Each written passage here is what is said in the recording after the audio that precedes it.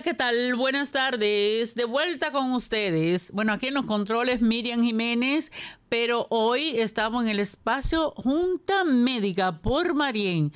Como cada martes a las 5 de la tarde, vamos a conocer un poquito más acerca de la salud.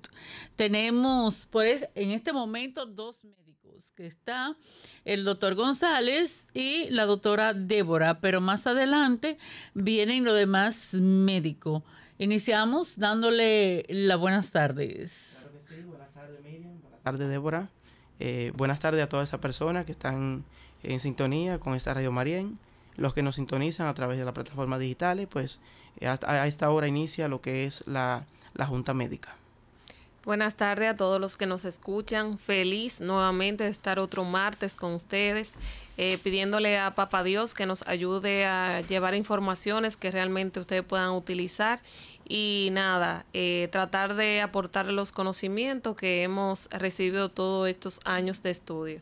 Feliz y nada, espero y esperamos que sea de provecho para ustedes. Qué bien, hoy tenemos un tema muy importante. ¿De qué vamos a hablar hoy? Claro que sí, hoy vamos a estar hablando acerca de lo que es la diabetes mellitus, una enfermedad bastante frecuente en nuestro medio, por lo que muchas personas la padecen y muchas veces no saben qué hacer cuando tienen esta condición.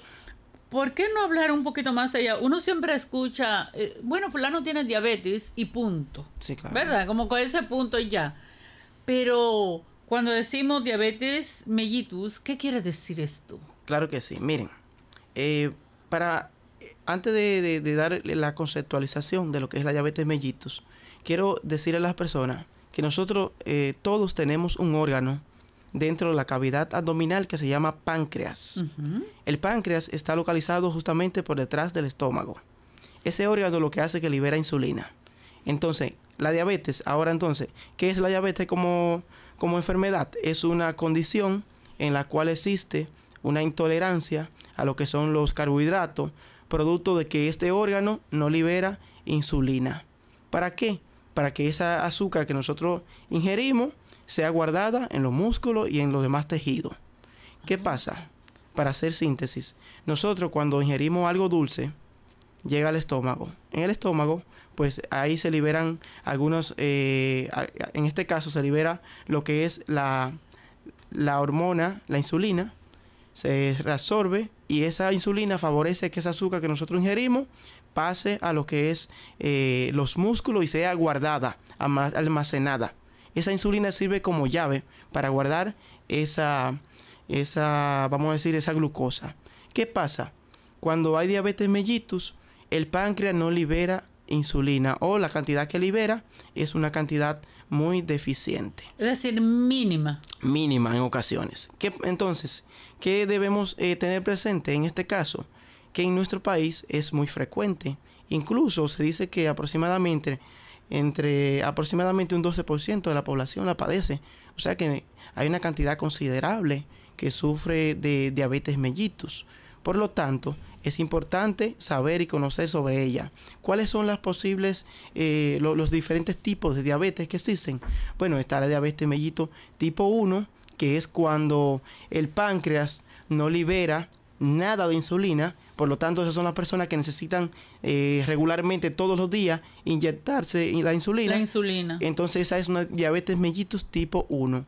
Existe otro tipo de diabetes mellitus, como lo es la diabetes mellitus tipo 2, que es en la cual el páncreas libera una cantidad de insulina, pero esa cantidad no es suficiente para compensar la cantidad de azúcar que nosotros ingerimos. Existen otros tipos de diabetes que están asociados, como lo es la diabetes gestacional, que es la que más me voy a enfocar y más voy a detallar, porque esa es obviamente mi área específica. Y obviamente pues estaremos hablando sobre posibles complicaciones en esta, tanto en el feto como en la madre. Si mi compañera Débora tiene algo que agregar. Cuando hablamos de diabetes, como muy bien decía González, tenemos siempre que irnos a la insulina. Normalmente los pacientes que son diabéticos tienen una resistencia a la acción de la insulina. Cuando hablo de resistencia a la acción de la insulina, que aunque se libere, esta llave, como decía González muy bien, no puede abrir la puerta. la glucosa que nosotros almacenamos, o sea, o que ingerimos, debe de ser almacenada siempre. Cuando hablamos de glucosa es azúcar, ese azúcar que usted se bebe con el café, para que usted entienda. Y cuando hablamos de carbohidratos, hablamos de azúcar también, para que lo tengan pendiente. Cuando esa glucosa llega y no se puede almacenar, queda elevada en sangre. Por eso es que mandamos a hacer los análisis. Si usted tiene un buen funcionamiento y esa azúcar está entrando a la célula como debería, usted no debe de tener el azúcar elevada en la sangre. Entonces, ¿qué pasa? O hay un problema que usted está ingiriendo más de la que debería de ingerir, o esa azúcar no puede entrar a la célula. Por eso siempre mandamos a hacer, ustedes ven que le mandamos a hacer la glicemia, que es lo mismo que medir el azúcar en la sangre. Ahora bien, lo hacen mucho los pacientes diabéticos. Yo soy diabético, pero yo sé que mañana me tengo que hacer el análisis. ¿Qué yo hago? Ni ceno ese día, a base de agua. Yo me voy a beber mi agua nada más porque mañana me toca hacer el análisis. Y sale bien el análisis. La azúcar me dice que está bajita. Claro que está bajita porque si usted no ha ingerido azúcar, tiene que dar exacto. Tiene que dar baja, pero hay un error. Sí, pero no importa porque hay una que nosotros no nos engaña, que se llama hemoglobina glucosilada. La hemoglobina glucosilada me mide ese azúcar 3 meses para atrás. O sea, usted me puede hacer toda la trampa que usted quiere esta semana. No, yo me toca en 15 días hacérmela y yo no voy a comer nada y yo voy a llevar mi dieta para que el doctor no se dé cuenta. Pero si yo mando a hacer la hemoglobina glucosilada, me va a decir que hace un mes él estaba comiendo hasta miel de abeja. Ese es un DNI que uno tiene por dentro. Exactamente. Ay, santo Dios. Entonces siempre en pacientes que sospechamos que pueden ser diabéticos, siempre mandamos las dos, porque un examen de glucosa en sangre no te da un diagnóstico de que tú eres diabético. Una vez me salió alta, pero puede ser que el día anterior usted se haya comido un frasco de dulce. Pero la hemoglobina glucosilada sí no marca un precedente, y también en estudios seriados, o sea, analíticas seriadas, con una glucosa alta, también nos puede indicar que usted está haciendo resistencia a la insulina, o sea, que es diabético o puede ser diabético, porque muchas veces modificando simplemente los hábitos alimenticios, la dieta, el ejercicio, el paciente puede controlarse perfectamente, y es lo que mucha gente dice, soy prediabético. No es prediabético, sino que usted tiene más factores de riesgo para ser diabético. Y si usted lo modifica y la dieta permite que eso esté bien, entonces no necesita medicarse para la diabetes. Tenemos la diabetes, yo siempre le explico al paciente cuando llega, sabe hacer muy bien su trabajo. Ella te da síntomas que el paciente lo puede evidenciar cuando ya hay muy poca cosa que hacer o cuando está o ha hecho daño a otros órganos. ¿Cuáles son los signos precoces que nosotros podemos...? Ella trabaja rápido. Ella trabaja rápido, pero si usted escucha este programa y se puede dar cuenta. ¿Por qué lo digo? Si usted ve que de repente usted empieza a sentir mucha sed. Una sed que usted bebe agua y ya a los 5 minutos quiere volver a beber agua. Si usted ve que está orinando mucho. Si ha bajado de peso. Más o menos. Si usted ve que de repente también le está dando un poquito más de hambre de lo normal. Usted está comiendo bien, pero está bajando de peso, pero tiene mucha sed, está orinando mucho. Entonces esas son cosas que me tienen que alertar que algo no anda bien. Porque si yo nunca había bebido tanta agua y de repente lo estoy haciendo, malos antecedentes familiares. Entonces esas son cosas que me van a alentar a yo analizarme y ver si es normal o no. Esos son los signos precoces, pero no todo el mundo lo conoce. Hay pacientes que te debutan ya cuando tienen una glicemia en 500. Okay. Y tengo un caso de una doctora de aquí que yo le indico, por ejemplo, unos lentes que vamos a hablar más adelante, pero quisiera hacer ese caso en médico. Y nosotros sentimos como que nosotros somos superhéroes, que no nos puede pasar nada. Sí. Llega y le manda unos lentes. Me dice, doctora, pero yo no sé qué lo que me pasa aún con esos lentes. Yo como que no me siento bien. Yo vuelvo y las refracto y veo que me da muy diferente la receta a la primera que yo le hice. Y yo, no, pero esto no puede ser. Digo, hágase este examen. En 500 tenía la glicemia. En 500. O sea, ella de ahí le dijo, doctora, vamos para emergencia. de una vez llamé al diabetólogo, él le mandó a poner toda su medicación y ya usted sabe. En 500 un médico. Imagínense personas que ni siquiera tienen conocimiento de medicina. Que mucha gente puede tener los síntomas que usted acaba de decir. Y lo pasamos por alto. Eso es estrés, ese calor, pero no se dan cuenta que su cuerpo le está alertando que hay algo. He visto mucha gente que dicen, ay, yo estoy orinando mucho, yo ni descanso de tanto orinar. Pero eso debe ser que me la estoy pasando tomando agua todo el día por el calor. Es decir, siempre hay como un motivo. Bien, hay que darle la bienvenida a la doctora Disla. Bienvenida. Bien. Déjame, ¿de qué número es este? 3. El 5. El 5 es ese. Muy bien. Adelante, doctora. Ahora sí. Sí, aquí estamos bajo la bendición de Dios otra vez. Un poquito de retraso por compromisos de trabajo, pero aquí estamos dándole el seguimiento a todos ustedes con nuestro tema hoy, diabetes. Y hablando de lo que dice la doctora y de la situación de que da mucho deseo de hacer pipí, ¿tú sabías que muchos niños que están debutando con diabetes, siempre la mamá refiere que el niño, por ejemplo, de noche no se orinaba y que se volvió a orinar?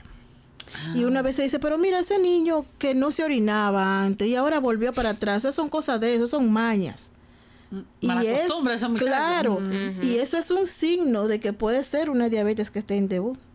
Entonces hay que ponerle mucha atención a eso.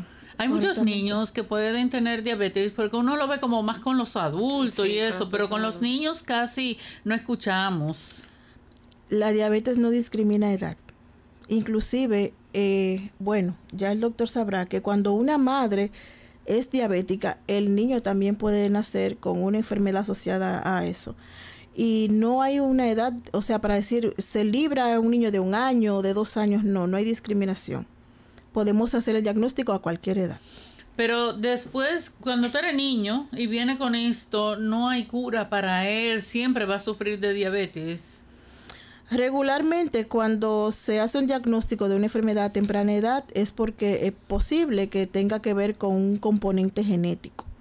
Y es muy difícil que tenga cura, siempre debe de seguir las medidas de dieta, ejercicio, una vida sana y su medicación. Es decir, aprender a vivir con ella. Correctamente. Sí. Ok.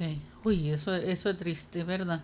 Cuando una mamá... Y más un niño. El niño, ay, Dios es mío. mucho, desde pequeño acostumbrarte a que tú tienes esa condición y que tienes es que mucho vivir más con ella. difícil en niños porque tenemos que trabajar. O sea, de por sí la diabetes es una enfermedad que aparte de que te va deteriorando, como dice la doctora, por dentro progresivamente casi todos los órganos, también tiene un componente psicológico muy importante. Sí. Y tener un niño, por ejemplo, con una enfermedad como esta, diabetes, que tú le digas, por ejemplo, vas a un cumpleaños pero no puedes comerte el bizcocho, óyeme, repercute de una manera muy abrupta a un niño. Sí, es difícil para la familia completa porque ayudarlo a llevar una dieta. Con su dieta. Eso es muy difícil. La familia entera debe la familia completa. Debe ser la familia entera, un apoyo total, o sea, familiar inmenso. Un niño diabético en la casa te cambia la vida. Totalmente. Yo creo que llevarían incluso un apoyo psicológico, porque no es lo mismo que un niño se acostumbre. Una persona adulta se puede acostumbrar, pero un niño no se puede acostumbrar a decirle que no puede ingerir cosas dulces. Eso es algo difícil. Es muy difícil. Yo me he dado cuenta de algo y es que como yo no soy médico, para mí es un poquito extraño, para que ustedes lo expliquen. Vemos que si un hombre y una mujer tienen los dos diabetes, como que el hombre se deteriora con mucha más facilidad. ¿A qué lleva eso? Que el hombre como que se ve más deteriorado, se le nota más que tiene diabetes que la mujer. Mire qué pasa. Usted sabe que por lo general la mujer acude más a consulta periódica que los hombres. Entonces, ese es un factor que va en contra. Si la mujer acude de manera regular a la consulta y está controlada y compensada, obviamente su estilo de vida va a ser mejor. En cambio, generalmente casi siempre los hombres estamos siempre enfocados en el trabajo, que en esto, que no, que yo me voy a mejorar, que me voy a beber un té, que ya me voy a mejorar. Y eso, las personas tienen que entender que eso es una enfermedad crónica y que hay que convivir y que no se cura. Que lo que tiene es medicamento para, vamos a decir, compensar, hacer compensación de la glicemia. Pero directamente decir, yo era diabético, no. Si usted lo diagnosticaron, automáticamente usted es diabético. Ahora, hay que ver qué tipo de diabetes usted tiene. Si es una diabetes que amerita la administración de insulina, o es una diabetes que usted puede tomar pastillas, se puede controlar, que es la diabetes mellitus tipo 2, como se le conoce.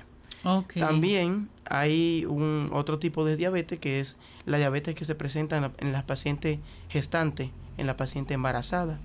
Ese tipo de diabetes... Perdón, doctor, eso después que está embarazada, que se presenta. Debuta, se llama diabetes gestacional.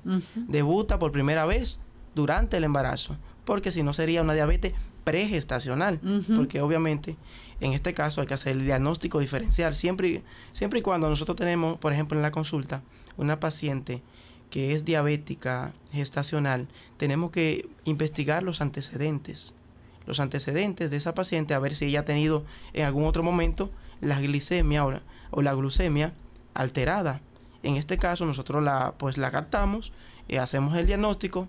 Muchas veces la paciente no suele presentar síntomas. A veces esos síntomas pues aparecen ya cuando hay una descompensación o cuando hay una diabetes antes del embarazo y se exacerba más, porque el embarazo exacerba, libera hormonas que hace que se exacerben más los síntomas de la diabetes.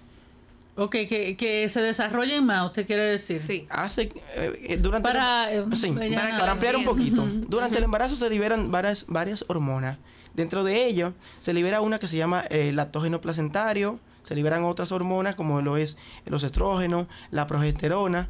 Todas esas hormonas van a favorecer a que haya una insulinoresistencia, que era lo que la doctora Débora decía, que a pesar de que hay insulina, esa insulina no puede hacer que en la célula penetre todo el azúcar. Entonces esas hormonas van a hacer, vamos a decir, lo contrario, van a seguir, la insulina se va a estar liberando, pero ya van a estar echando azúcar a la sangre nuevamente. Entonces va a descompensar la paciente, y eso es lo que pasa. Generalmente cuando las pacientes embarazadas se diagnostican es ya hacia el segundo, tercer trimestre, que es cuando la demanda van a incrementarse un poco. En estadios iniciales puede ser asintomática, como un paciente común y corriente, sin síntomas. Pero ya en estadios avanzados, la paciente puede comenzar a manifestar los síntomas, como lo es mucha sed, mucha hambre, incluso a pesar de comer mucho, que se llama polifagia en medicina, no aumenta de peso. Y eso realmente... Eso confunde, doctor, porque cuando uno está embarazado, quiere comer mucho. Come mucho, no es que quiere, le da mucha hay que tener en cuenta eso, que por el simple hecho de estar embarazado, aumenta el metabolismo.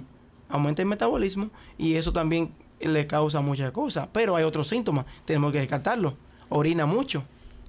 Entonces la mujer embarazada orina mucho, pero ya es cuando ya el embarazo está, vamos a decir, casi de término, porque hay una compresión de las estructuras, los uréteres, y no puede contener mucha la orina, entonces le da mucho deseo de orinar cada ratito. Pero esos son síntomas de la diabetes. Pero si la mujer presenta esos síntomas, para que salga de la duda, se hace su glicemia. Nosotros, a pesar de todo, hacemos nuestro control de rutina. Toda mujer embarazada lleva un screening de análisis, que dentro de ello está incluido lo que es la glicemia. Y ahí la podemos detectar, aunque no tenga síntomas. Le salió alterada una glicemia por encima de 126, pues ojo, nosotros tenemos que tener pendiente a esa paciente ya. Incluso nosotros los obstetras, cuando la glucemia nos sale por encima de 95, 105, por ahí ya tenemos, la paciente tiene una intolerancia a los carbohidratos, porque es así como se llama. Cuando la paciente, como decía Débora anteriormente, con respecto a las prediabetes, se llama intolerancia a los hidratos de carbono. Cuando usted no califica, vamos a decir directamente, para ser diabético, pero si tiene la glucemia alterada por encima de los valores normales, pues nosotros decimos que tiene una intolerancia a los hidratos de carbono. ¿Cuáles son los factores de riesgo importantes? Los factores de riesgo para las mujeres, vamos a decir embarazadas, presentar diabetes, pues aquellas que tienen un índice de masa corporal por encima de 30, o sea, aquellas mujeres que están obesas, gorditas, que están bastante gorditas, que están bastante, eso subidita de peso. Subidito de peso, por así decirlo. Entonces, también es importante ver los antecedentes patológicos familiares, o sea, su papá, su mamá, sus hermanos, si alguien en la familia sufre de diabetes, porque como en la etiología habíamos hablado, hay un componente también genético. Y hay que ver si esa mujer ha tenido hijos que pesen más de 4.000 gramos. ¿Cuánto es en libra? Eso es, vamos a decir, libras. Eso es 4 kilos, vamos a decirlo en kilos, para que la persona, sí, para que la persona puedan entender. Más de 4 kilos. Generalmente 9 libras. Son 9 libras, 4.000 gramos son 9 libras. En realidad, para ser exacto. Siempre lo hablamos así, doctor, para que aquellas personas que dicen, pero kilo, pero ¿cómo va a ser que me dicen en Radio María en kilo, no me dicen la libra? Claro que sí, pero es importante eso. Entonces, tomamos como corte parto que hayan tenido más de 9 libras. Es importante hacerle la glucemia. También es importante aquellas mujeres que han tenido abortos. Es importante estudiarla, porque puede ser que tengan un trastorno que esté relacionado con, en este caso, con la diabetes, o que hayan tenido partos prematuros. Eso es importante destacar. Bueno, yo tengo que ir a la pausa, pero después de la pausa ustedes nos van a decir, después de una mujer, que no tiene un historial de familia, que hayan tenido diabetes y eso, después que está embarazada, es que tiene la diabetes, si ella continúa así o se le quita. Pero eso lo vamos a tratar después de la pausa. En breve retornamos. Banreserva. Gracias por elegir a Radio Marién, la educadora de la frontera. Estamos en este espacio Junta Médica por Marién, aprendiendo un poquito más. Estamos hablando de la diabetes y esto es, ya ustedes saben, algo increíble. Doctor, quedó una pregunta en el aire y usted la va a responder y desde luego la doctora Disla, nos va a decir algo sumamente importante, pero una cosa. Claro que sí. Adelante, doctor. Claro que sí. Usted nos había preguntado con respecto a la paciente embarazada que tienen diabetes y que después del embarazo que salen no saben muchas veces qué hacer o qué van. Obviamente, en este caso nosotros tenemos que darle un seguimiento estricto. Esa paciente se le hace un control. Durante el embarazo incluso se le hace una prueba que se llama la prueba de Sullivan, el test de Sullivan, entre las 24 y las 28 semanas. Se le da un seguimiento estricto y se amerita, si esta prueba sale alterada, que es, vamos a decir que el azúcar está muy elevado en sangre, pues nosotros la ponemos en tratamiento con insulina o con hipoglicemiantes orales, a pesar de que existe una disyuntiva de que no hay un acuerdo específico de que si se usan o no se usan los hipoglicemiantes. Nosotros preferimos la insulina, la ponemos en tratamiento y después le damos un seguimiento después del parto y le damos seguimiento hasta las 6 semanas para ver si se normaliza. Si se normaliza, pues ya le mandamos seguimiento de rutina con el diabetólogo o sus controles periódicos. Muy bien. Hay un tema que la doctora Disla va a tratar y que para nosotras, las madres que no somos médicos, cuando un niño nace, si lo vemos grandecito, toda la familia y gordito, para nosotros esa es la alegría más grande. Es un muchacho, como decía la doctora Débora, un muchacho criado. No, pero ese muchacho se comía toda la comida en esa panza y todo.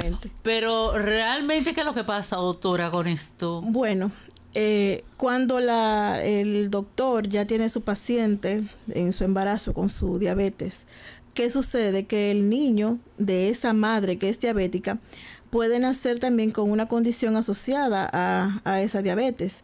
Son esos niños que nacen con un peso más de 9 libras, más de 4.500 gramos, como ya había dicho kilogramos, perdón, como ya había dicho el doctor, y nacen frondosos, esos niños que nacen rojitos, con los brazotes, buchú, y esa carota, y tú dices, pero qué lindo ese niño, pero la complicación que puede tener ese niño, nadie la sabe, porque, ¿qué sucede?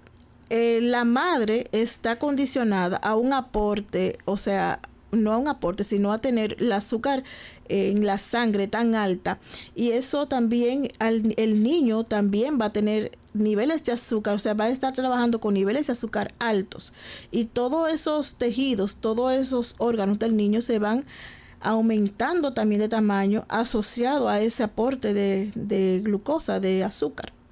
Y cuando ese niño nace muy hermoso, pero puede nacer también con malformaciones congénitas, con enfermedades de o sea, en el corazón, por ejemplo, puede tener una malformación asociada a el corazón que en vez de estar de una forma esté de otra, o se desarrolla más un órgano que otro, o demasiado. Hay una influencia hormonal porque como tiene un aporte de azúcar tan alto, también el niño tiene que esforzarse a producir más insulina. Y cuando el niño nace, que se corta esa placenta, que no está ese aporte de azúcar que la mamá le está dando, el niño se queda con esa insulina alta.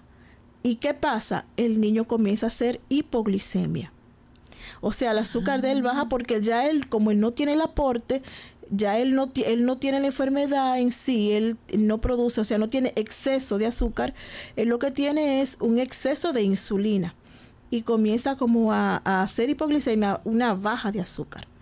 Y ese niño con una baja de azúcar que es por debajo de 40 puede tener repercusiones mortales. Entonces, ese niño requiere un cuidado especial. Ese niño que nace bonito no se alimenta mucho porque es gordito y hay que mantenerlo gordito, sino porque él requiere una alimentación diferente. Hay que alimentarlo cada hora. Cada hora necesita un aporte. Inclusive nosotros somos pro lactar. Entendemos que la lactancia materna es ideal para todos los niños recién nacidos hasta los 6 meses. Pero en ese caso puede ser necesario que utilicemos fórmula para que ese niño mantenga esos niveles de azúcar altos, porque ya él está acostumbrado a eso. ¿Le puede afectar otros órganos, doctora? La tenerla diabetes, así. Sí, la diabetes afecta órganos como el corazón, había dicho, el riñón, toda la vascularidad, o sea, todos los vasos sanguíneos, puede tener efectos a nivel de nervios, o sea, demasiados órganos, afecta a muchos órganos, inclusive ya cuando hay casos de hipoglicemia, o sea, hace una repercusión total. ¿Sabe? Muchos pacientes le hace más daño tener la azúcar bajita que tenerla alta. Doctora, hablando del azúcar y la vista, ¿cómo podemos envolver estos dos casos? ¿En qué afecta tener el azúcar alta o baja con la visión? Muy buena pregunta, Miriam. La azúcar elevada, nosotros tenemos en el cuerpo que Dios nos dio es perfecto. Tenemos vasos que son grandes, como la aorta, que la gente la conoce, la aorta.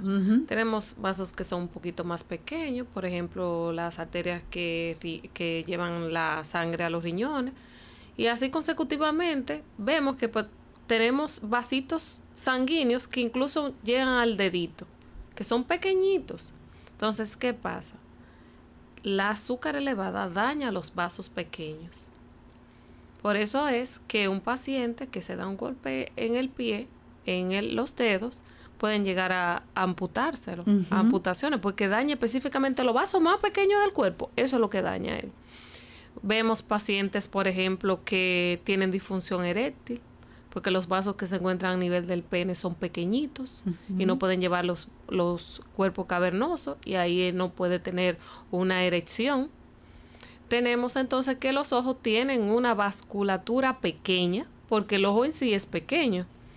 Entonces, uno de los órganos que más afecta, dependiendo de si sea tipo 1, tipo 2 o el tiempo que usted tenga siendo diabético, son los ojos. Según los estudios de oftalmología, según la Academia Americana de Oftalmología, a los 5 años un paciente va a tener algún tipo de daño a nivel ocular. A los 5 años. A los 5 años de vida. Sino de diabetes. De diabetes, sí. Okay. Yo lo diagnostico y ya a los 5 años yo entiendo que va a tener, pero realmente usted no sabe cuánto usted lleva siendo diabético, porque usted se enteró porque usted fue al médico y le mandaron a hacer unos análisis porque lo iban a operar, pero usted no sabía que usted era diabético. Yo no sé. No, yo tengo 1 año siendo diabético. Yo pongo 1 año diagnosticado con diabetes, pero realmente nosotros no sabemos qué tiempo tiene el paciente siendo diabético, porque eso fue la prueba que se le hizo y salió así.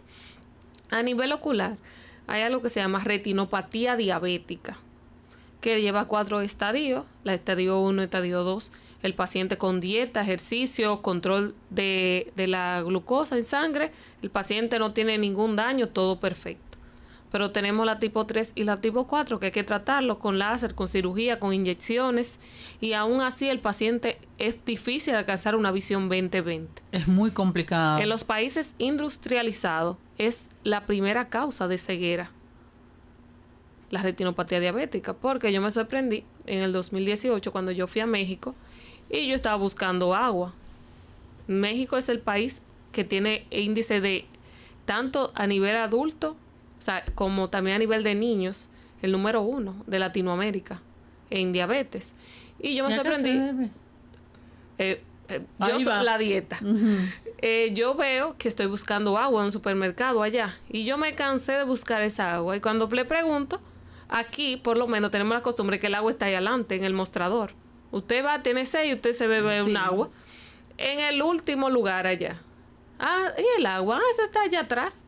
¿Por qué me decían que estaba allá atrás? Porque la dieta de ellos es refresco, jugos, agüita. Las agüitas son azucaradas. Sí. O sea, todo es trigo, todo es maíz. Todo lo que ellos consumen son prácticamente carbohidratos. Porque, no, doctora, yo no como nada dulce. Nada. No, yo no como nada dulce, doctor. Ay, ¿qué usted se desayuna? Yo me desayuno un pan con huevo nada más. Pero el pan, aunque no es dulce, es un carbohidrato. Tiene mucha azúcar, aunque no nos sepa dulce. Exactamente. La yuca tiene muchísimo. El casabe que usted se come, o sea, todo eso, aunque no sea dulce, tiene azúcar, que es lo que hace que se eleven los niveles. Cuando me llega un paciente, yo siempre le digo, mire, usted tiene un daño a nivel ocular, así como está su ojo, está el riñón y está el corazón. Entonces, como yo lo estoy viendo, así mismo está su riñón y su corazón. Es muy posible que usted sufra de alguna enfermedad cardíaca, como un infarto o una insuficiencia cardíaca, o termine en diálisis. Yo con los pacientes diabéticos soy muy fuerte. ¿Por qué? Porque ellos siempre están bien. Siempre. O sea, estoy bien. Yo no creo tengo que eso problema. Es cultural, doctora, en nuestro país. Eso es cultural. Cuando uno tiene un problema, nunca le gusta que el médico como que le diga la verdad. Sí. Sino como que se lo envuelva, usted sabe. Exacto, pero no, yo trato de decirle porque es que yo sé te estaba hablando ayer justamente con una enfermera de Santiago Rodríguez, trabaja en la unidad de diálisis de la clínica Gran Poder de Dios, donde yo trabajo allá. Y ella me está diciendo que en el turno que ellos tenían, por ejemplo, de la mañana, que ella está, hay 14 pacientes. De esos 14 pacientes, en el turno de la mañana, que de 8 a 10, 14 pacientes. Entonces, se imaginan que son como 4 turnos que ellos hacen. Y ella me decía que la mayoría nada más vio una mujer, que todo lo otro eran hombres. Hombres. Todo lo otro eran hombres. Entonces yo sé que si usted no se cuida el azúcar, va a tener daño a nivel ocular, le van a tener que cortar un dedito, le van a tener que cortar una pierna, va a tener que dializarse. O sea, son demasiadas complicaciones y casi nunca se siente porque ella sabe hacer muy bien su trabajo, la diabetes. Ella va silenciosamente acabando con todo. Y entonces llega el paciente, doctora, yo doy lo que sea, opéreme para yo poder ver bien de los ojos. Yo, no, es que ya no hay nada que hacer. Ay, Lamentable, eso es duro y es algo que el paciente se deprime mucho, pero también tenemos que recordar que usted tiene que, normal que usted se deprima si no ve o lo que pasa, pero usted tiene el control en sus manos. El diabético es el mejor paciente, porque él tiene la solución en sus manos. No es un paciente que le diga, tiene cáncer. El cáncer hay que darle quimio, hay que darle radio, hay que darle un sinnúmero de cosas, pero el diabético por la boca se controla. Exactamente. Y llevando su medicación. Eso es verdad. Doctora, yo estaba pensando en lo que usted dijo de México. El agua en la parte de atrás, pero ese refresco, ese jugo y todas esas cosas. Yo veo, y se lo dije a ustedes hace unos días, que aquí la mayoría de las madres, sobre todo las más jóvenes, lo que le dan a los niños, y eso lo veo por mi casa muchas veces, un jugo de cartón, de esos que vienen en los cartoncitos, o de los vasitos, con un paquete de galletas o un cosa de eso, no me acuerdo cómo se llama, como unos bizcochitos, no me acuerdo cómo que ellos le dicen en los colmados. Esponjoso. Eso es lo que le dan de desayuno, de cena y a veces hasta de comida. Pero usted me va a responder después de darle la bienvenida al doctor Pascasio Núñez. Buenas tardes. Porque yo siempre le digo, ¿cuál es ese número, doctor? ¿Ese es el número? Este es el número 2. Yo tengo que estar preguntando, doctor. Hola, Miriam. Hola, doctor, Hola, bienvenido. Disculpen Hola. la demora. Sabe que A veces se nos presentan situaciones. Sí, los médicos son así, ahí hay que perdonarlos siempre por eso, porque la salud está primero. Claro. Es un tema. Sí. Miriam, yo me gusta, los padres míos siempre, casi siempre van allá a mi casa en la tarde cuando yo puedo estar allá y van a beber café y ellos me viven relajando y me van diciendo que ellos tienen que llevar su azúcar porque yo no compro azúcar en mi casa. Yo no compro azúcar. Ni compro... ¿Y no hace falta al cuerpo un chin de azúcar? No hace falta porque yo, por ejemplo, hoy me comí un poquito de arroz, me comí carne y aguacate. El arroz tiene azúcar. Aunque no lo sintamos dulce, porque eso es lo que yo quiero que a la gente se le quede. Si usted es diabético, no importa que usted no coma nada dulce, pero si usted coge y se come de cena un poquito de yuca, ya ahí tenemos problemas. Si se come una empanada en la esquina, la empanada no es dulce, saben muy bien, no es dulce, pero tienen carbohidratos, tienen azúcar. Lo dulce no es almidón, ¿verdad? Exactamente. El carbohidrato se llama hidrato de carbono porque realmente le suplen al cuerpo la parte del azúcar que necesita. No necesariamente algo porque sea amargo quiere decir que no tenga azúcar. La malta alemana. Ajá. Eso, yo nada más lo probé una vez en mi vida. Yo jamás voy a probar eso, de lo amargo que es eso. Amargo, doctora. Mi abuela la tomaba con leche, ¿cómo es? Sí. Con leche condensada. ¿Y usted sabe lo amargo que es eso? No, o sea, lo amargo y lo dulce para el cuerpo que es, porque tiene mucho hidrato de carbono, tiene mucho carbohidrato. Oiga, doctora, ay, yo me la tomaba, doctora. Pues ya usted sabe, no se coma, no se beba eso. No, ya no. Entonces, tiene malta y la malta es un tipo de carbohidrato. Para los niños me gustaría que ustedes le hablen a las madres y después vamos a hablar qué implica con nuestro corazón. Pero a los niños, esas madres que siempre están dándole esos jugos porque no se puede hacer la comida ahora, no se puede hacer desayuno ahora, compra un jugo y compra un esponjoso. Miren, lo que pasa es que es más fácil. Es más fácil yo tomar y comprar un juguito y dar una galletita de chocolate o un bizcocho o prepararle algo rápido, comprarle algo, que yo darle algo saludable, que yo darle una fruta. Y realmente no. De repente quizá comprar una fruta quizá es más asequible, pero uno tiene una idea de que una merienda es eso. Y no es así. Hay que concientizar la población, hay que concientizar las madres en lo que se refiere a la alimentación de los niños. No solamente por el tema de la diabetes, porque eso es un tema, pero igual en el tema anterior de la hipertensión es lo mismo. La dieta influye mucho en ese tipo de enfermedades, porque los niños que están en sobrepeso, al igual que las mujeres embarazadas, que también se había dicho, tienen un mayor riesgo de tener azúcar alta. Porque el aporte que ellos están recibiendo de la comida, o sea, lo que le está haciendo a ellos tener el sobrepeso es lo mismo que le va a subir el azúcar en la sangre. Porque al final, como decía la doctora, usted se come un plátano, yuca, un arroz o se come una paleta, al final el cuerpo lo va degradando hasta convertir todo en azúcar, porque el cuerpo entiende que lo que le da la energía a él al final es azúcar. O sea, usted se puede comer un dulce y al final el metabolismo te va a terminar con azúcar. Eso es lo que se va a captar por las mínimas células que van a hacer el trabajo.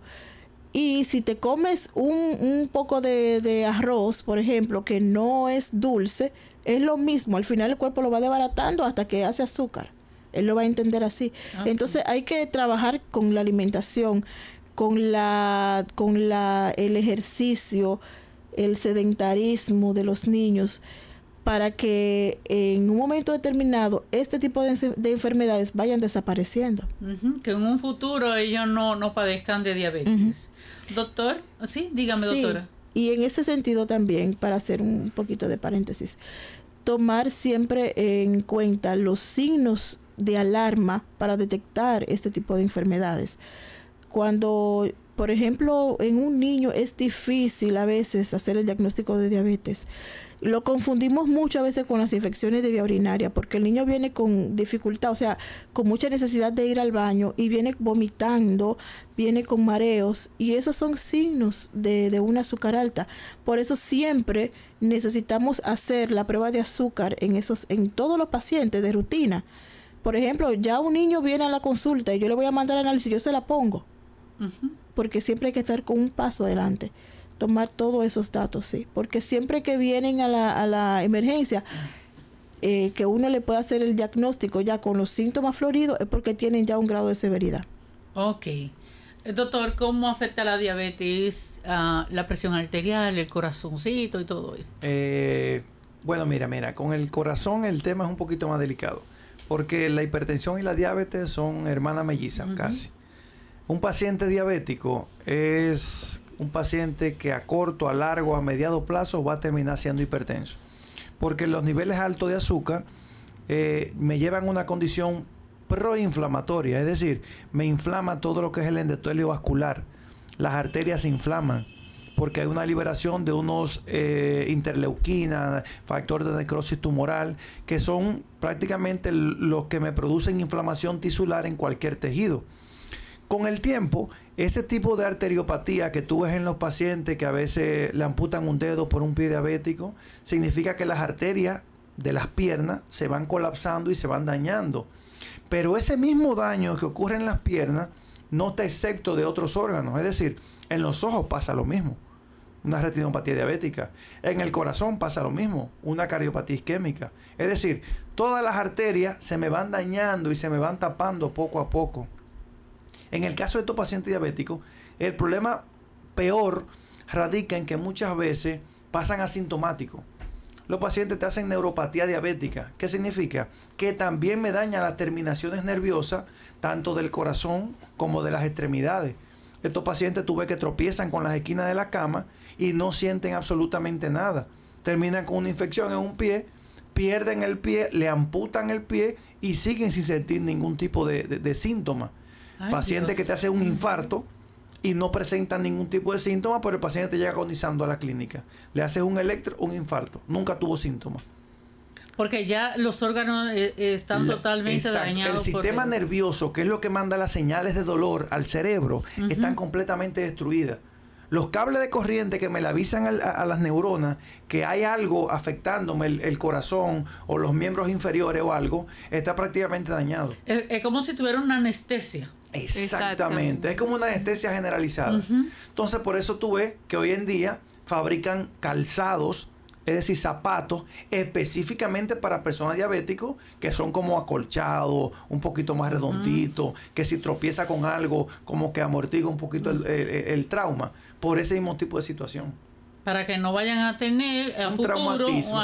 Exactamente, porque si no, tú ves que poco a poco lo van picando como un repollo, le quedan un dedo, después otro dedo, después el pie, después suban para arriba por la misma situación. ¿Quiénes van más a su consultorio, hombres o mujeres con estos síntomas? Diría que más hombres en el día de hoy. Los hombres, tú sabes que normalmente mientras tú eres joven, tú eres más activo.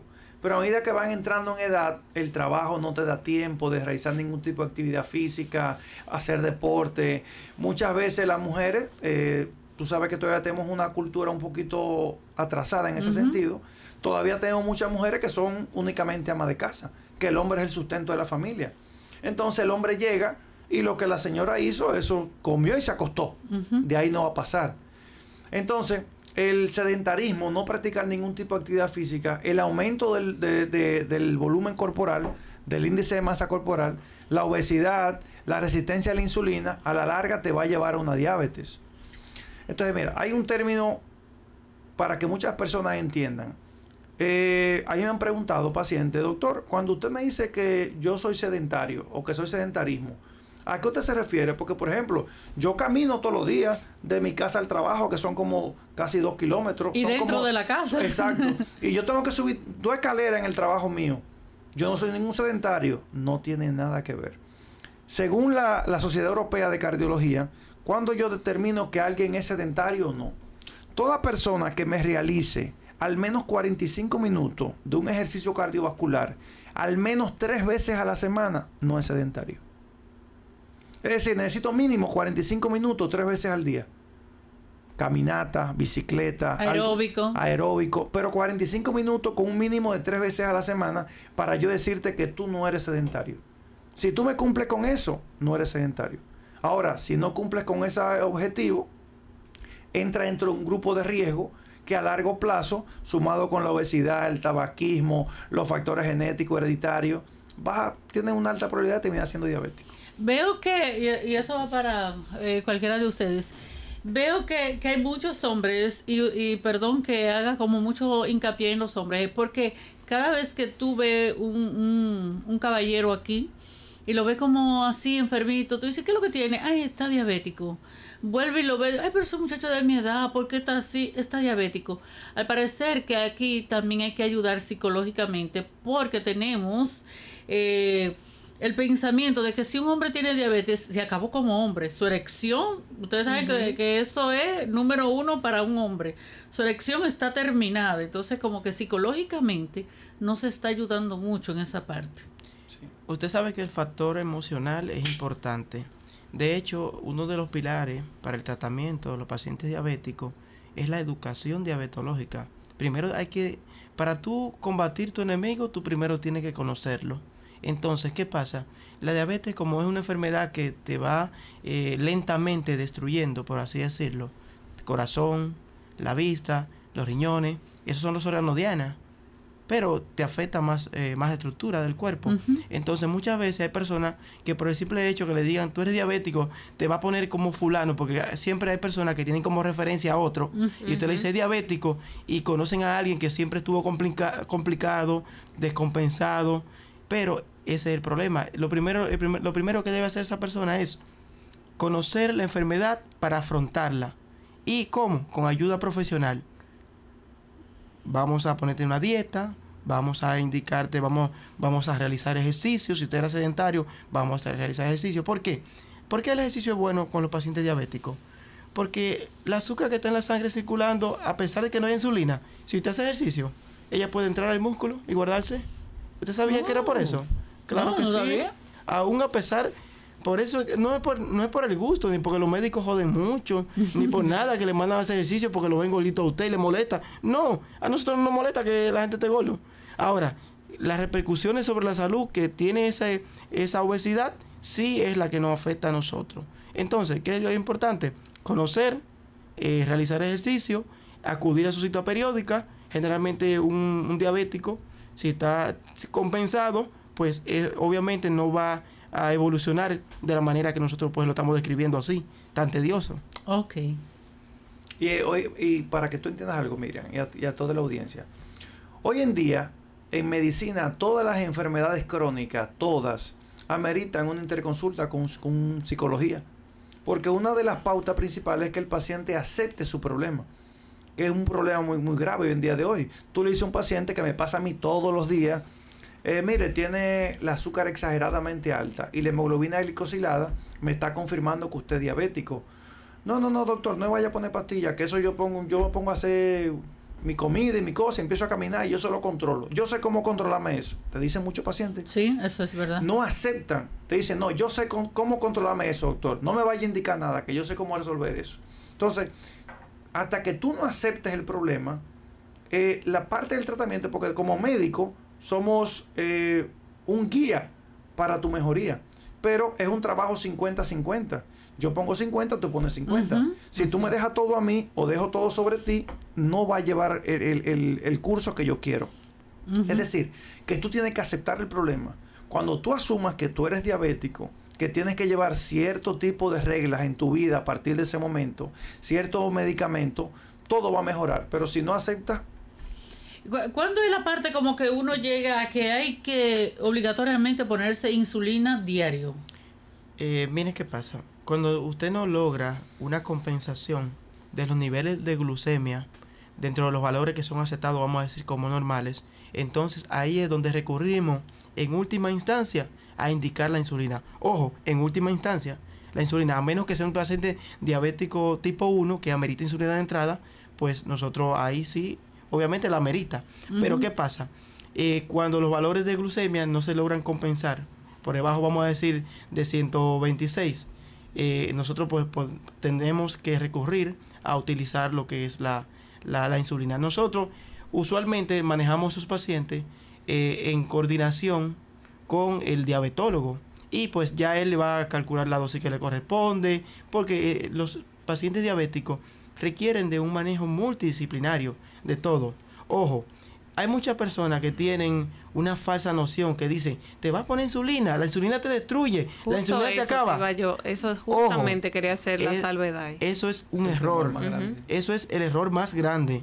Usted dejar de ponerse insulina porque usted crea que la insulina es que la va a destruir. No, al contrario, la insulina va a rescatarlo un poquito, porque ya si usted le está poniendo insulina y a medida de la mayor cantidad de insulina que le está poniendo, peor es el estado de usted. Para que usted sepa.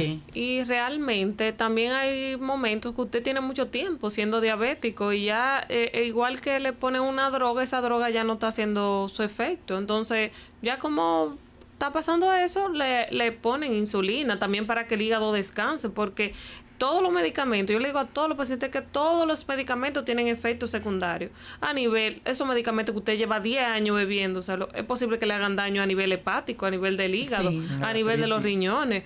Entonces, tenemos que tratar de también de ver qué tiempo usted tiene, las complicaciones que ya usted tiene, porque todos los medicamentos son drogas. Ninguno es tan bueno. Las vitaminas, y hasta las vitaminas, si usted las bebe en exceso, le hacen daño. Sí. Entonces, es eso. Yo creo que hasta tenemos que hacer un programa, mira, para dejar de satanizar la insulina, porque eso es algo increíble. No, doctora, yo no me pongo eso ya. Sí. Y la misma familia te dice que te van a poner insulina. Tú eres loca. Eso es una cosa terrible hoy día. Sí. No deje. Yo conozco uno que se murió porque siempre es como dice el doctor, siempre buscan el punto de referencia de un caso extremo. Sí, pero el peor de todo. Y se ven en ese espejo y dicen, no, para allá yo no voy. Okay. ¿Y cuál es la hora? Casi estamos terminando, nos quedan 2 minutos. Pero con esto de la insulina, yo que tengo un pequeñito conocimiento con la mamá de William, de la insulina, que se la mandaban a poner en horas de la tarde, pero cuando ella despertaba al otro día, eso era un mareo constante. No podía pararse. ¿A qué se debe esto? Te explico, mira. Hoy en día existen múltiples tipos de insulina. Existe lo que se llama insulina rápida, existe lo que se llama insulina lenta, existe combinaciones de ambas como la 70-30.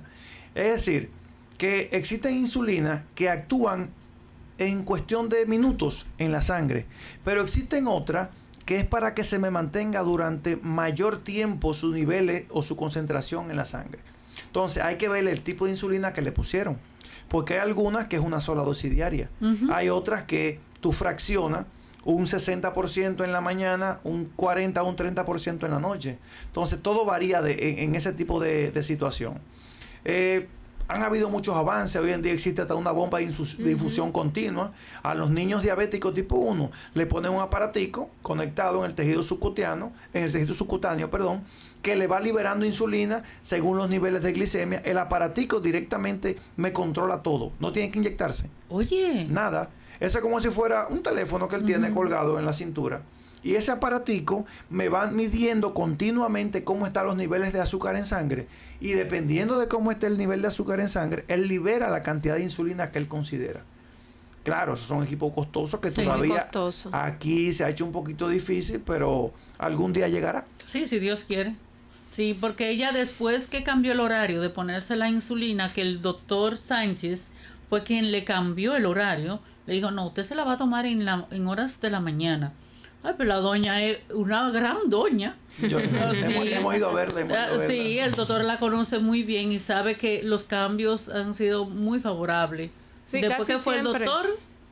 el doctor Pacasio y también el doctor Sánchez. Sí, casi siempre es vigilar la dosis y la hora en que se la están poniendo, dependiendo los hábitos de cada paciente. El paciente come más en la noche, come más en la mañana, en el mediodía y ya.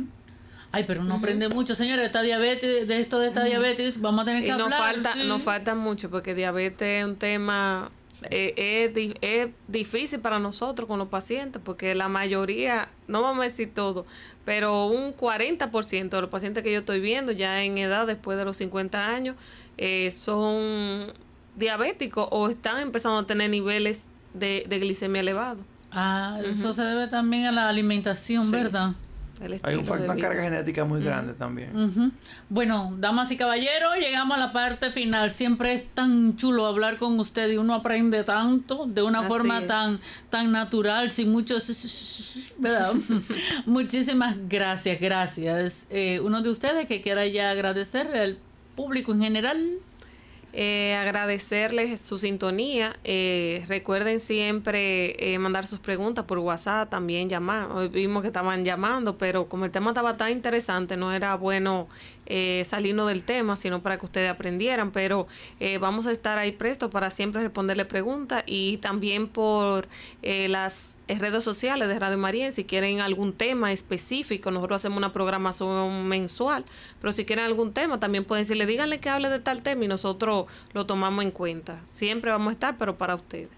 Muy bien, muchísimas gracias. Buenas tardes, yo soy Miriam Jiménez y mañana nos encontramos aquí a partir de las 9 de la mañana.